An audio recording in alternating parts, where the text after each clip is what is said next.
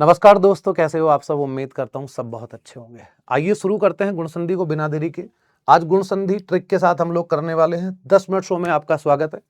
गुण संधि रहने वाली है। गुण संधि की बुक की डेफिनेशन ये दी गई है कि ए या आ के बाद ई या ई आए तो आपका आई हो जाता है। इन दोनों में से कोई एक और इन दोनों में से कोई एक आए तो ये बनेगा। ठीक है, ए या आ इन दोनों में से कोई एक अगर इन दोनों में से किसी एक के साथ मेल करता है तो औ बनेगा। और गाइज ए या आ इन दोनों में से कोई एक जब री के साथ आता है तो अर बनता है। ये तो है किताब की डेफिनेशन। अब मैं आपको अपना तरीका बताता हूं कि कैसे आपको गुण संधि की इजी पहचान करनी है और कैसे संधि विच्छेद चुटकियों में करना है। ट्रिक बताऊं आप लोगों को, ट्रिक बता देता हूं कि इसकी ट्रिक क्या है। आपको कुछ नहीं करना है गाइज, एक काम करना है आप लोगों को। अगर शब्द के ऊपर, ठीक है, जो संधि शब्द होगा मैं लिख देता हूं संधि शब्द। ठीक है, संधि शब्द मतलब जुड़ा हुआ शब्द। संधि शब्द के ऊपर एक मात्रा, एक मात्रा, और एक मात्रा को हम कहीं कहीं पर एक कांटा के नाम से भी जानते हैं, एक कांटा। ठीक है, और एक कांटा कौन कौन सा होता है, एक तो ये वाला होता है और एक आपका ये वाला होता है। इन दोनों में से कोई भी मात्रा अगर वहां लगी हुई है जहां से शब्द अलग हो रहा है संधि शब्द में, तो वो आपका क्या बन जाएगा, गुण संधि बनेगी। अच्छा, एक नियम और इसमें आता है कि अगर आपको शब्द के अंत में किसी भी एक संधि, मैं लिख दूं यहां पर, या इसको छोड़िए मैं केवल शब्द लिख रहा हूं, दो तरीके से आता है वो बता दूंगा। शब्द के अंत में, शब्द के अंत में अगर आपको दिख रहा है गाइस, क्या अगर आपको दिख रहा है ऋषि, या तो इस तरह से ये आएगा आपको संधि विच्छेद में, या फिर आ रहा है आपको ऋषि इस तरह से जो कि संधि शब्द में आएगा। ये संधि विच्छेद में, ये संधि शब्द में आएगा। लास्ट में अगर ये शब्द आ रहा है गुण संधि। दो मात्राएं ये डबल काट मतलब सिंगल काटे वाले दो मात्राएं ये और ये एकदम खास पहचान है। अगर तीन पहचान लिया काम खत्म। एग्जाम्पल दिए गए, ये वाली मात्रा किस किस के मिलने से बनती है मैं आपको बता देता हूं। जो किताबों में भी लिखा हुआ है उसी को मैं शॉर्ट में लिखने की मतलब प्रयास करूंगा। इन दोनों में से, अच्छा मैं आपको क्लियर करके लिख देता हूं कि अगर ए प्लस ई के आ जाए या ए प्लस बड़ी ई आ जाए, दो प्रकार से ये बना। उसके अलावा या तो आ प्लस छोटी ई आ जाए या आ प्लस बड़ी ई आ जाए, तो चार प्रकार से ये मात्रा बनती है। ठीक है, हम इसको शॉर्ट में इस तरह से लिख सकते हैं जो कि लिखा हुआ भी था शुरू में कि ए या आ में से कोई एक आए और छोटी ई प्लस छोटी ई या बड़ी ई में से कोई एक आए, काम खत्म। औ किसके मिलने से बनेगा, या तो ए प्लस ऊ के मिलने से बनेगा, या ए प्लस बड़े ऊ के मिलने से बनेगा, या फिर आ प्लस छोटे ऊ के मिलने से बनेगा, या फिर आ प्लस बड़े ऊ के मिलने से बनेगा। ठीक है, शॉर्ट में अगर मैं बात करूंगा तो ये समझ लेना कि इन दोनों में से कोई एक प्लस इन दोनों में से कोई एक अगर आ रहा है तो वो गुण संधि ही होगी। ठीक है, मतलब सिंगल मात्राएं होती हैं दोनों। मैं आपको बता देता हूं सिंगल मात्रा कैसे लगती है। ये वाली मात्रा लगती है इस तरह से और ये वाली मात्रा लगती है इस तरह से। दोनों मात्रा यही आपको बताई गई थी। अभी आगे चलते हैं कैसे संधि विच्छेद इसका होता है, देख लो जरा। गणेश शब्द लिखा हुआ है, केवल इस मात्रा को पहचान के इस मात्रा की जो अलग अलग होने वाली मात्राएं हैं समझ लेना कि ए या आ में से कोई एक आएगा प्लस छोटी ई या बड़ी ई में से कोई एक आएगा। तो करना क्या है गाइस कि इसमें जिस अल्फाबेट के ऊपर लगी हुई होती है वहां तक हम लिखते हैं एज इट इज, और बाद में जो लिखा हुआ है उसको हम लिखते हैं एज इट इज, कोई चेंज नहीं करते हैं।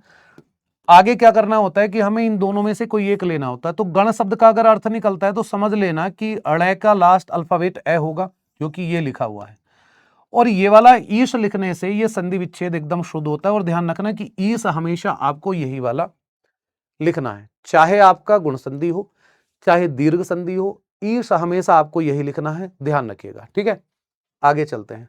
रमेश शब्द लिखा हुआ है, इसको फिर से हम लोग क्या करेंगे, इसको मात्रा अलग अलग कर लेंगे। किसमें, या तो ए या आ में से कोई एक आएगा प्लस छोटी ई या बड़ी ई में से कोई एक आएगा।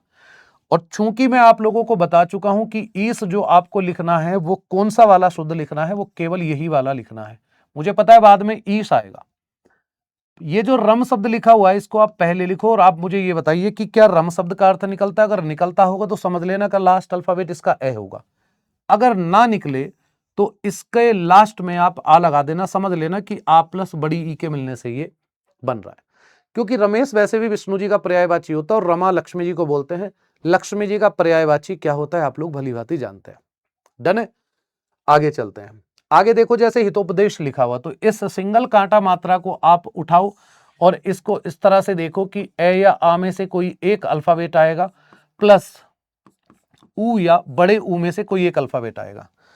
हमें करना क्या है कि यहां तक का जो लिखा हुआ है शब्दांश उसको आप एज इट इज लिखोगे, तो हमने हित लिखा हुआ है, प्लस ये जो पदेश लिखा हुआ है इसको आप एज इट इज लिखोगे। कोई चेंज इसमें नहीं करना है क्योंकि हमें जो तोड़ना है वो मात्राओं को तोड़ना है। अब ये बताइए कि क्या इन दोनों में से एक इसके लास्ट में आ जाएगा? बिल्कुल जी, इसका लास्ट अल्फाबेट ए है, क्योंकि तय जो बनता है वो तय प्लस ए के मिलने से बनता है, यानी कि तय में ए उच्चारित होता है, तो लास्ट अल्फाबेट ए है, इसका अर्थ निकलता है। अर्थवान शब्द हमें लेने होते हैं इसमें। और इस वाले ऊ के लिखने से गाइज ये उपदेश शब्द एकदम शुद्ध होगा। तो ए प्लस छोटे ऊ के मिलने से ये बन रहा है, ध्यान रखना, हित में दिया गया उपदेश हितोपदेश कहलाता है। आगे चलेंगे, जैसे दिनेश शब्द लिखा हुआ है तो इस मात्रा को भी देख लो। अच्छा, करना क्या, थोड़ा सा फास्ट फॉरवर्ड हम लोग करें ना, तो हमें एक चीज का ध्यान रखना है कि गाइज ये तो कंफर्म है कि ए या आ में से कोई एक आएगा प्लस ई या बड़ी ई में से कोई एक आएगा, क्योंकि दोनों में सिंगल कांटे दिए गए हैं। अब ऐसी सिचुएशन में क्या करना है गाइज कि यहां तक जिसके ऊपर अल्फाबेट लिखा हुआ है, यहां जिसके ऊपर अल्फाबेट लिखा हुआ है वहां तक एज इट इज लिख लो, कोई चेंज मत करना। ये दिन लिखा हुआ है, ये से लिखा हुआ है, ये राक लिखा हुआ है और ये से लिखा हुआ है। तो ये तो कंफर्म आप लोगों को पता चल गया होगा कि लास्ट वाले में हमें क्या करना है, लास्ट में बड़ी ई लिख के ई शे वाला ही शुद्ध करना है। ठीक है, तो दोनों में ये वाली ई आ रही है। अब बात करते हैं दिन शब्द का अर्थ होता है क्या? बिल्कुल होता है जी, इसका भी अर्थ है और इसका भी अर्थ है।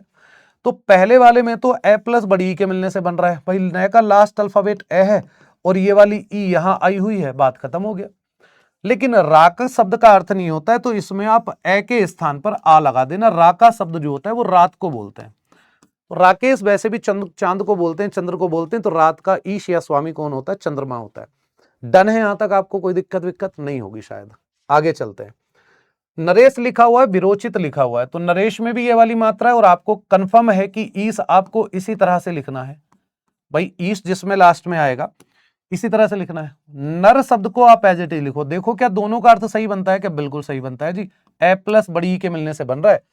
वीरोचित शब्द में भी क्या करना है कि इस मात्रा को अलग कर लेना है, और ये मात्रा किस किस के मिलने से बनी हुई है? ए या आ प्लस छोटा ऊ या बड़े ऊ के मिलने से बनी हुई है। क्या करना है गाइस, देखो इधर ध्यान दो, ये विरोचित वर्ड जो लिखा हुआ ना, बस आपको इसको इस तरह से लिखना है। ठीक है, वीर लिखना है प्लस ये वाला चित शब्द आपको एज इट इज लिखना है। अब आप मुझे ये बताइए कि क्या इस वीर शब्द का सही अर्थ होता है क्या? बिल्कुल होता है जी। रे का लास्ट अल्फाबेट जो है वो इसमें ए है, तो ये तो आ गया, लेकिन उचित किसके लिखने पर शुद्ध होगा? छोटे ऊ के लिखने पर, यानी कि इन दोनों के मिलने से, ए प्लस ऊ के मिलने से ये वाली मात्रा यहां बनी हुई है। ठीक, आगे चलते हैं। अब मैंने आपको बताया था कि अगर आपको किसी संधि शब्द में ऋषि इस तरह से लिखा हुआ दिखाई दे, ऋषि, तो समझ लेना कि वो आपका गुण संधि होगी, और इस ऋषि को आपको कुछ नहीं करना है गाइज, इस तरह से लिख देना बस ऐसे प्लस। ठीक है, इसको भी आपको क्या करना है? प्लस लगाना है और ऋषि इस तरह से लिख देना है, काम खत्म। अब केवल एक काम करना है कि पहले वाला जो लिखा हुआ है ना उसको लिख के देखो, अगर आ लगाना पड़े लगा देना, नहीं तो देव ऋषि एकदम सही होता है, देवताओं के ऋषि देव ऋषि। मह शब्द को लिख के बताओ कि क्या मह का अर्थ एकदम सही होता है कि नहीं होता? गुरुजी नहीं होता, तो इसकी जगह पर बस आ लगा दो, जो ऋषि महान है वही आपका महर्षि है। डन है, आगे चलते हैं। जैसे वर्ष ऋतु लिखा हुआ है, तो देखो इधर ध्यान देना कि ये जो ऋतु शब्द लिखा हुआ है ना, इसको आपको एज इट इज इस तरह से लिख देना है, ऋतु, है ना। वहां मैं बताना भूल गया था कि इसमें ऋतु शब्द भी आता है। और वर्ष शब्द होता है या वर्षा होता है, बस ये बता दो। देखो इतना तो मैंने एज इट इज लिख लिया, लेकिन क्या वर्ष शब्द होता है? नहीं होता, तो आप आ लगा दो बस इसमें। वर्षा ऋतु को हम वर्ष ऋतु बोलते हैं। ऐसे ही बात करेंगे महोदय में, इस मात्रा से पहले वाला मह एज इट इज लिखेंगे, बाद वाला दय हम एज इट इज लिखेंगे, और मात्रा किस किस के मिलने से बन रही है आप लोग जानते हैं कि इन दोनों में से तो कोई एक आएगा प्लस इन दोनों में से कोई एक आएगा। तो मह शब्द का अर्थ नहीं होता तो महा लिखो, ये वाला अल्फाबेट यहां लिखो, और उदय किसके लिखने पर शुद्ध होता है? इसके लिखने पर। तो दोनों के मिलने से जिसका उदय महान होता है उसको हम महोदय बोलते हैं। डन है। नेक्स्ट आपको अयादी संधि की वीडियो मिलेगी जरूर, आप लोगों को ये समझ में आया होगा, ऐसी मैं आप लोगों से उम्मीद करता हूं। और एक काम और कर देना कि राकेश शब्द का संधि विच्छेद सही वाला क्या होगा, होमवर्क में आंसर आप लोग कर दे तो एकदम आनंद से आ जाएगा। नेक्स्ट अयादी संधि की वीडियो में आप लोगों से मुलाकात होती है। ध्यान रखिएगा कि ये जो इवेंट्स हैं, ये जो 10 मिनट शो चल रहा है, ये आपके लिए मंडे टू सैटरडे आपको डेली 2:50 पर ये वीडियो मिल जाएगी। बहुत बहुत धन्यवाद, मिलते हैं अगले सेशन में। सभी को मेरा प्यार भरा नमस्कार। जय हिंद, जय भारत।